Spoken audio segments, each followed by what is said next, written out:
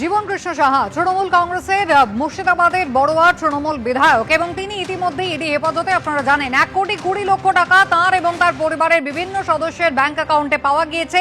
ইডির পক্ষ থেকে এমনটাই দাবি করা হয়েছে।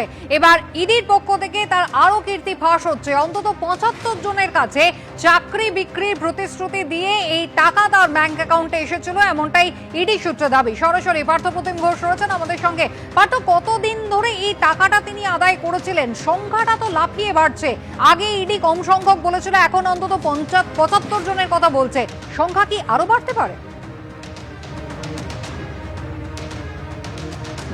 দেখো এবং হাফ সেঞ্চুরি পরবর্তীকালে 75 হয়ে গেছে যে ক্যান্ডিডেটকে ইতিমধ্যে চিহ্নিত করেছে ইডি, এবং ইডির তরফ থেকে বলা হচ্ছে এখনো পর্যন্ত 75, কিন্তু এই সংখ্যাটা আরও বাড়তে পারে বলে তারা মনে করছেন, কারণ এই 75 জনকে একেবারে ইডির যারা অফিসার্সরা তারা চিহ্নিত করেছে এবং চিহ্নিত করে একেবারে আদালতে যে জমা দেওয়া নথি, সেই নথিতে তারা উল্লেখ করেছে যে একা বড়োয়ার তৃণমূল বিধায়ক তিনিই কিন্তু প্রায় 75 জনকে তারা চিহ্নিত করেছে এমন ক্যান্ডিডেট যাদেরকে শিক্ষক পদে চাকরি দেওয়ার জন্য তাদের কাছ থেকে টাকা নিয়েছিলেন, এবং সেই সংখ্যাটা কোথায় গিয়ে দাঁড়াবে এখনো পর্যন্ত নিশ্চিত নয়। তদন্তকারীরা সেই সংখ্যাটা এখনই একজন বিধায়ক সে 75 জনের কাছ থেকে কিন্তু টাকা নিয়েছিলেন যে শিক্ষকতার চাকরি পাইয়ে দেবে বলে, যিনি বর্তমানে হেফাজতে রয়েছে।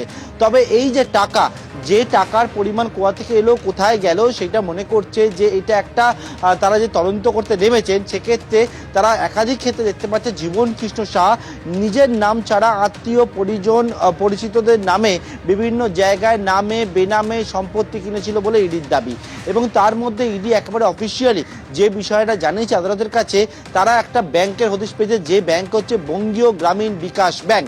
এবং এই বঙ্গীয় গ্রামীণ বিকাশ ব্যাংকে তারা যান যখন দেখতে পান সস্ত্রীক জীবন কৃষ্ণ সাহার নামে অ্যাকাউন্ট খোলা রয়েছে, বেশ কয়েকটি অ্যাকাউন্ট, এবং সেই অ্যাকাউন্টে এই যে স্ক্যাম পিরিয়ডের সময় যখনই টাকা জমা পড়তো সেই টাকার পরিমাণ থাকতো কিন্তু লাখের ওপরে, এবং সেখানে প্রায় 1,20,00,000 টাকার হদিশ পেয়েছেন তারা, যে টাকা সেখানে জমা পড়েছিল এই স্ক্যাম পিরিয়ডের মধ্যে। এবং সেই টাকা সম্পর্কিত বিষয় যখন জীবন কৃষ্ণ সাহাকে জিজ্ঞাসাবাদ করতে যায় ইডি তদন্তকারীরা, তিনি জানান যে তার এই লেনদেন সম্পর্কে কোনো কিছু জানা নেই। ইডি জানাচ্ছে যে জীবন কৃষ্ণ সাহা তিনি কিন্তু তদন্তকারীদেরকে একেবারেই সহযোগিতা করছেন না। তদন্তকারীরা কিন্তু বিভিন্ন যে পারিপার্শ্বিক তথ্যের ভিত্তি করে এই তদন্তকে এগোচ্ছেন।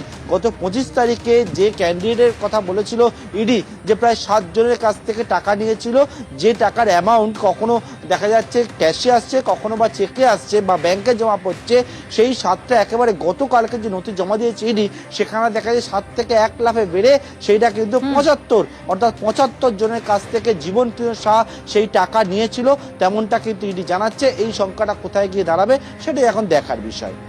ধন্যবাদ।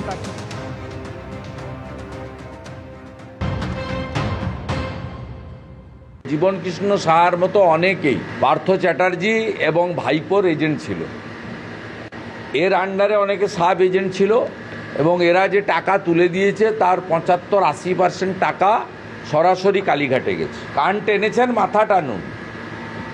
এই টাকার মূল ভাগ ধরুন জীবন তুলেছে 12 লাখ, 2 লাখ রেখেছে, 10 লাখ তো ভাইপোকে পৌঁছে দিয়েছে। মারা গেছে এমএলএ তাপস সাহা, এরা সব এজেন্ট ছিল, এরা 1 লাখ 2 লাখ করে রেখে দিয়েছে, কিন্তু বাকি টাকা তো পৌঁছে দিতে হয়েছে।